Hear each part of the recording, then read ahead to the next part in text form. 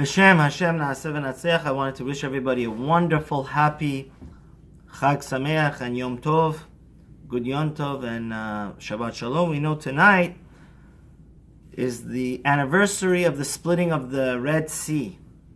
And it's a holy day for us Jews, just like the first days of Passover. I wanted to thank my host for today, Rabbi Balanes, for letting me record here. And after the Jews crossed the Red Sea, the Yam Suf, and for the Egyptians it became the Dead Sea because all of their army drowned, the Jews sang the most magnificent and wonderful song of all time, song of praise and thankfulness and gratefulness, the Az Yashir. And it's such a glorious and gorgeous song that they sang. And it's so important, this song of Az Yashir, that we incorporate it in our prayers every day of the year. And arguably the most important pasuk in the Az Yashir, the most famous one, is Ze Eli ve'anvehu Elohe avi v'aramemehu. The Jews, they said, this is my God, and I will build him a temple. I will praise him.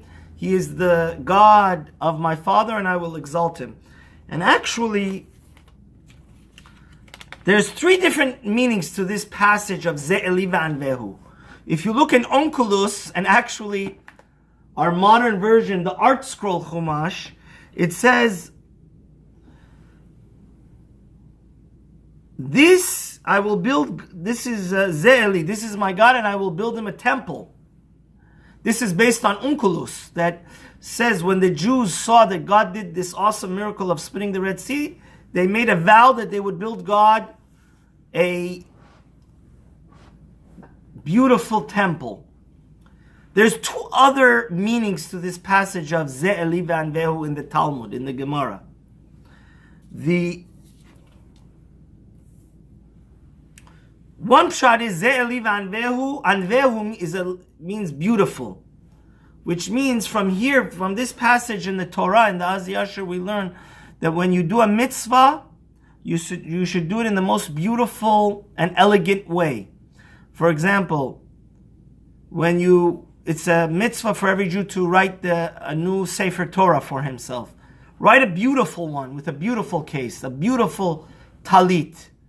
Have a beautiful sisit, beautiful lulav and etrog, and so on and so forth. And there's a third meaning to what it says in the Az Yashir Ze Ve'anvehu, and that is Anvehu means Anivehu, which means from here we learn one of the most important of all mitzvot, because we're going to do Pirkei Avot, and these are the days of the Omer.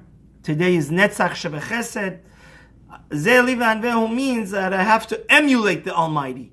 Just like God is compassionate and merciful and gracious and patient, right? God has 13 attributes. I also have to be loving and caring and have an unlimited amount of chesed, loving kindness to all Jews, just like God has an unlimited amount of, He showers us with all different blessing. So this is one of my all-time favorite Devar Torahs. The Chatam Sofer Al HaShas in the Gemara and Sukkah says such a beautiful idea. He connects all of these three. He says these three different meanings of Ze Eli ve'anvehu are really one idea. We said, Onkelos said, I'm going to build God a temple. The other pshat was, I'm going to do beautiful mitzvot, and the other one is, I'm going to emulate the Almighty. The Chatam Sofer says, why is it so important to do mitzvahs in a beautiful way?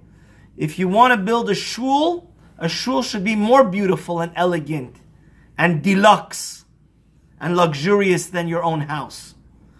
Because when the Jews saw God split the Red Sea, they realized that He is the benevolent creator of the entire world. They saw that in the Midrash says that when they saw that not only did He split the Red Sea for them, many, many dozens upon dozens of miracles happened, like we said in the Haggadah. All different species of fruit trees grew while they were passing. It took them a while to pass through the Red Sea. And this got them to think a very important thing. God could have created the world black and white. But rather, He He created the world with such beautiful flowers. I was yesterday in Washington, D.C. I saw the cherry blossoms. It's such a gorgeous and unbelievable thing. There's so many, the trees, not only do we get fruits from them, but there's beautiful, beautiful flowers. That's why don't forget to say Birkat HaIlanot. So, God is a creator of beautiful things. This gorgeous waterfalls and the sun and the moon and all these wonderful nature that we see. Therefore, we have to emulate God. When we do mitzvot, what do we have to do the mitzvah in? We have to do the mitzvah in the most dazzling, delightful, elegant, and luxurious way possible. Because God created a colorful world. And just like we have to emulate God's characteristic of mercifulness, we have to emulate God's characteristic of doing things in the most perfect and beautiful and colorful way. And that, by the way, is the reason why the Bet HaMikdash, the Holy Temple, has to be full of gold. Don't forget, around the last month or two, we were reading the Torah on every Shabbat, that how the temple and the Kohen Gadol and all the priests' breastplate has to be the most glorious and luxurious and beautiful diamonds and different elegant stones, because that's the chidush of the Chatam Sofer, that when we do mitzvot in a beautiful way, we're emulating the Almighty, because God gave us a gift. This beautiful world with all its flowers and trees and unlimited amount of different colors. So we also have to do that. And may we have a wonderful Chag. Don't forget to subscribe and have a wonderful day.